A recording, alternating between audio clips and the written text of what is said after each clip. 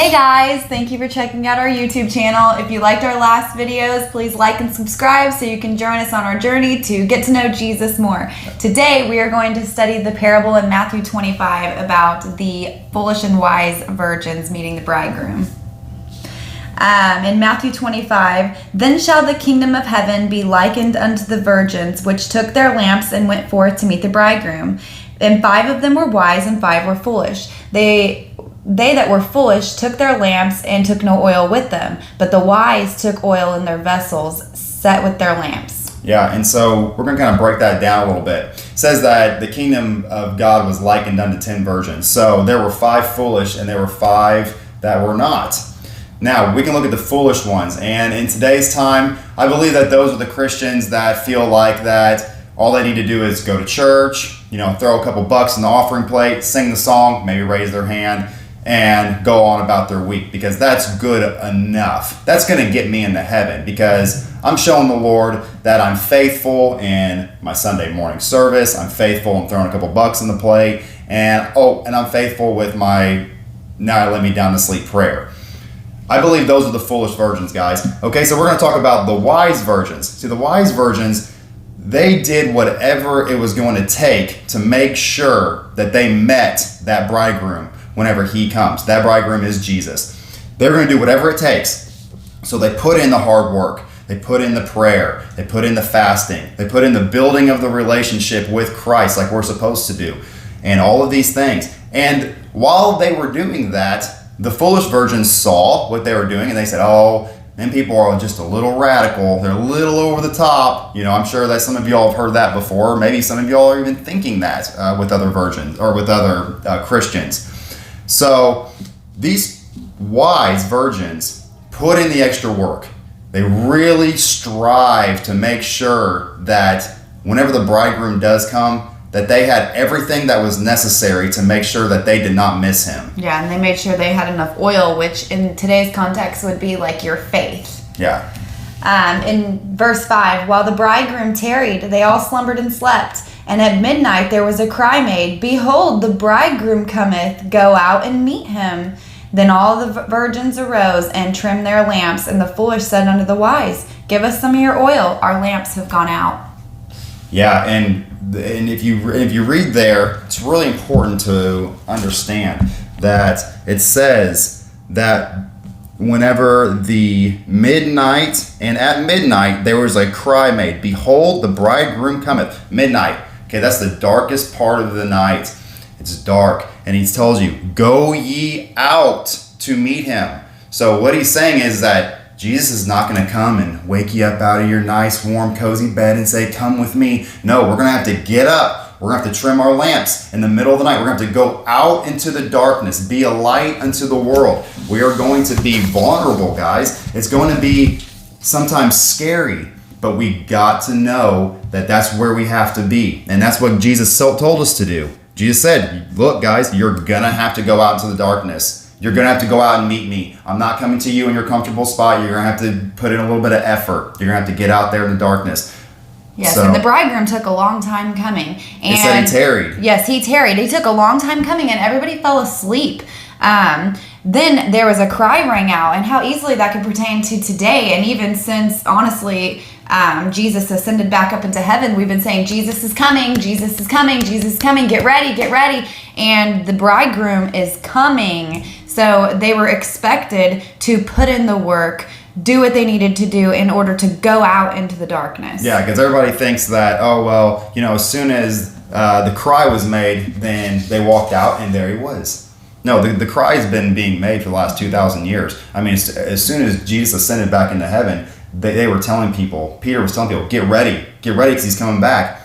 This cry has been going out for a long time, guys, and we've been in the darkness, and it just keeps getting darker and darker and darker in this world. And so we have got to keep our lights lit. We have got to make sure that our oil is sufficient and that we keep this light burning, because so many times we just run out of oil. We lose faith. We get tired. We start to tarry. Yeah, and when we face trials and tribulations, we have to have that oil. We have to have the faith that we're going to meet our bridegroom, because without the faith, then we're running out of oil and we're going to turn back into cowardice and turn back and go back into our house where it's comfortable. Yeah, we're going to leave the darkness. We're going to drop our lamps. We're going to leave the darkness to go back into our comfortable zone, to get back into our homes, back into our beds. Because how long have we been standing out here? How long must we wait, Lord? As long as it takes, because this is the most important thing in your life, is to be there, to be ready for whenever the Lord comes for you. You've got to be steadfast in this, guys. And the foolish said to the wise, "Give us your oil, for our lamps have gone out." But the wise answered, saying, "Not so, lest there not be enough for us and you, but rather go and meet them that sell and buy for yourself." Yeah, so guys, you guys can't ride your granddaddy's or your grandma's coattails because they're prayer warriors or because they know the Bible front and back. Yes. You're not going to make it on their faith and on their beliefs. So whenever the time comes, give us some of your oil, give us some of your faith. Help me stay here. No, guys, we can't ride it. We're not riding anybody's coattails. We're going to have to do it on our own. Yeah, and when the time of persecution comes, you can't just say, "Hey, give me your faith so that I can stand up to the trials and tribulations." It's not possible. It's not, and the Lord's saying that that's not possible, because it says right here, "Not so." The virgins, the wise ones said, "Not so," which means I cannot do that. That's not possible. So, guys, we've got to remember this, that we can't think that because Grandma's been praying for us all these years, that because of Grandma's prayers, we're going to make it into heaven. Or because of your mom's prayers. It's not going to happen that way. You guys are going to have to get your oil. You guys are going to have to get your lamps. You guys are going to have to go out into the darkness. It's going to get uncomfortable. It can be scary at times. But know that in the end, it's all going to be worth it. So we're going to go ahead and read on. "And while they went to buy, the bridegroom came, and they that were ready went in with him to the marriage, and the door was shut."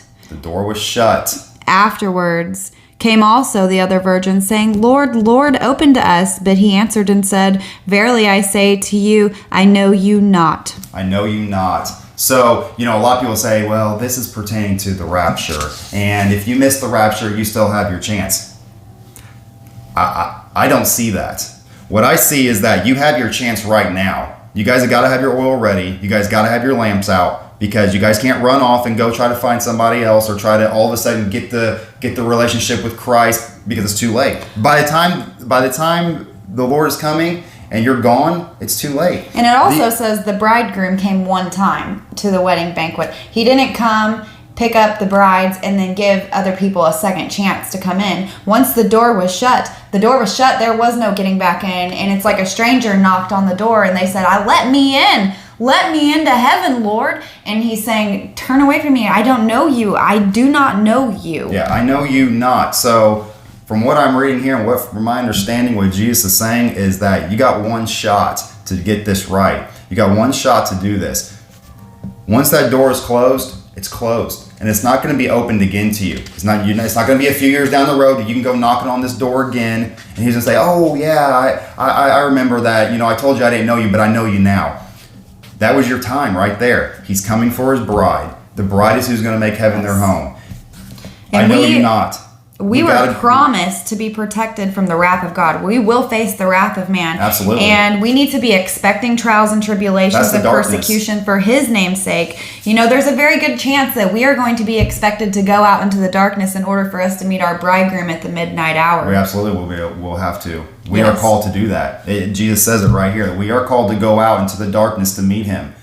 And guys, it's not going to be some easy street road. He's not going to come into your house and wake you up or just rapture you out to where as soon as things start getting a little bit rough, and Christians start getting a little bit persecuted, he's not going to save us from that. He's going to save us from his wrath. Now, once his wrath comes, we will be protected from that. But it says nowhere in the Bible that we're going to be protected from man's wrath. Man's wrath is persecution of Christians. Yes. It's going to get really bad, guys. It's only going to get worse. We think that people are being persecuted now.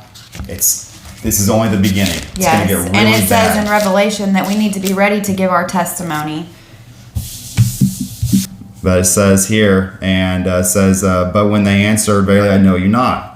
Watch therefore, for ye know neither the day nor the hour wherein the Son of Man cometh. So we don't know, guys. We always got to be ready. We need to prepare ourselves now.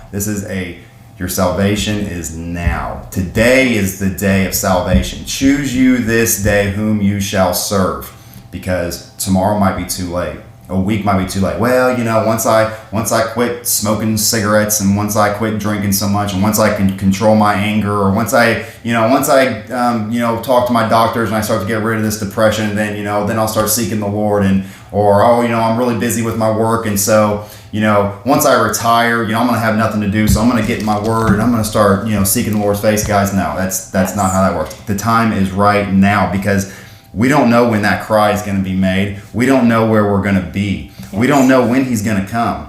Yes, and how wonderful it would be to get raptured. And I'm not saying that the rapture won't happen, because none of us really know. But we need to be, I hope it does, but we need to be prepared that what if the rapture is a lie from the enemy to keep people complacent in their faith? What if it's a way for people to just turn away because they're like, Jesus hasn't come back and got me. Oh, well, the world says he's not real, so maybe he isn't because the rapture didn't happen and all this persecution is happening. No, we need to be ready to stand up for our faith, give our testimony, and be ready to face persecution for his name's sake, because it says in the Bible we will. Yeah, stand up no matter what. Stand firm on the word of God. Stand firm on his promises, because, guys, it's so important now more than ever that the Lord is coming back, and he's coming back soon. And we know this because the Bible is literally jumping off the pages to us right now. So, guys, I hope this helped you. I hope that you take this to heart.